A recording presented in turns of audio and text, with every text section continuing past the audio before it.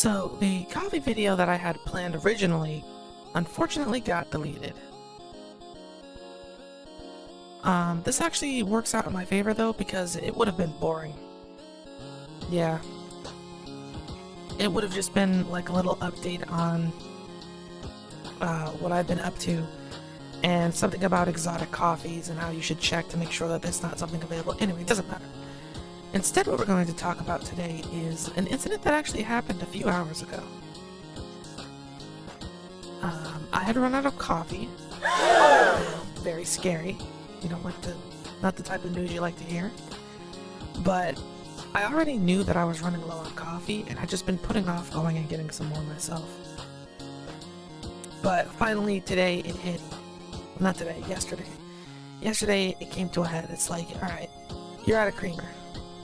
No creamer, no coffee. I get ready. And by get ready, I mean I get up and I walk to the store. And I'm miserable because it's hot and I don't like the heat. I'm out of creamer, but I want coffee. So I get to the store. I don't live in the best of neighborhoods. I mean, nobody really does, but this neighborhood can be particularly rough sometimes. So there's a guy hanging out front on a bike, a cigarette, and he's not really smoking it yet. I think, to me at the time, it just seemed like he was trying to get out of the sun, hanging out in the shade. Whatever, do your thing. I go inside, I go directly to the where they keep the creamer, grab the big extra bottle, Coffee Mate Fresh Vanilla, that's how I like it, and I'm heading towards the cashier. Cash? Yeah, the cashier. There's a guy in front of me, right? He's got some Bang energy drinks and some other stuff, and he's trying to pay for it with a $100 bill. Not the type of scratch that I run around with, unfortunately, but just because I'm broke doesn't mean that everybody else has to be broke, even in this particular type of neighborhood.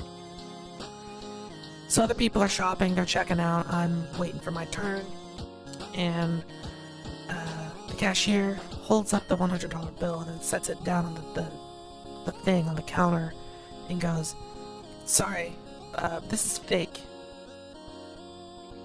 I tell you, you will never be in a grocery store this silent." Everybody shut up. You could hear the non-existent breeze on this summer day. Indoors somehow. And the guy goes, "Nah, I just got this from a friend. I sold him some stuff. It's real. It's all good." And the cashier is trying to be like as professional, and he's got a smile. He's a pretty big dude, and he's like, "Yeah, man, I'm sorry. Yeah, we can't take this. It's fake. It's paper." And the guy who's trying to check out is getting like progressively more and more angry, and he's sagging his pants, and he puts his hand on like the waist part. He's got a gun, and I'm like, shit. Naturally, as you can see, I'm not dressed for combat. Didn't think that I needed to be.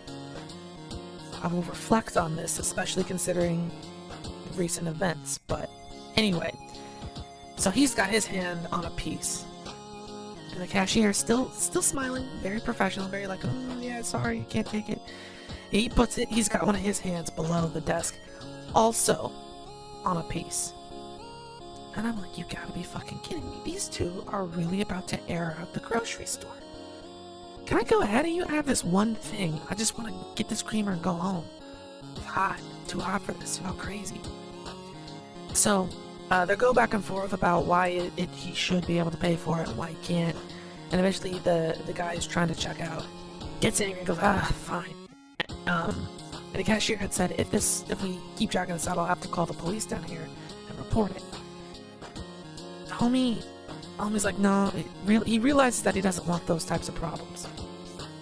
You're a complete idiot, I can see. So he storms out, and on the way out, he kicks the door open, breaks it, and then goes up the street. I'm just like, okay, well, nobody popped off, so I guess we can call that a net win or something.